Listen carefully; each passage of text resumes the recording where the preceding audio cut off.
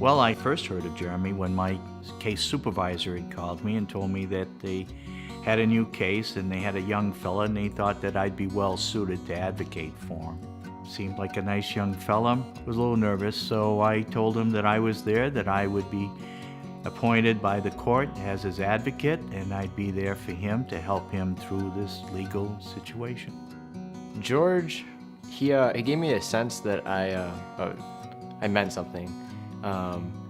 That time in my life, there wasn't a lot of people that were there for me consistently, and George was always there. He'd always come to my baseball games and always come to visit me, and he legitimately cared. He didn't just pretend or have to be there. Jeremy needed reassurance that someone would be there for him through these confusing times that he was going through. Someone fighting for him, and that's the job of the CASA advocate.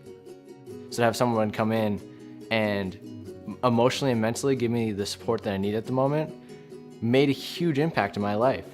We played baseball out in the backyard. We talked about what he wanted to do when he grew up, and prepared him for what ultimately we thought would be he may have to find a more permanent, suitable, safe home.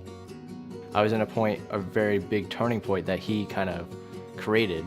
He knew me enough that he had a personal connection and could relay that to other people when my parents were interested in adopting me. And if he hadn't done that, I don't know if I would be where I am today. We owe George, without a doubt.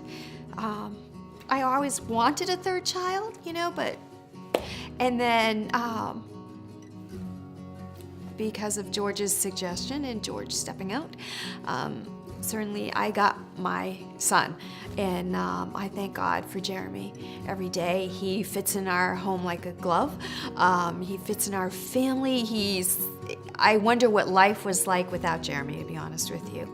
I just felt right from the very beginning that this was the family for him. So. Even though it's been 9 years that Jeremy's been in our home as our son, I see George, the impact of George still on Jeremy's life today, and seeing everything that George did for Jeremy and the opportunity he gave him. I want to give kids that opportunity as well.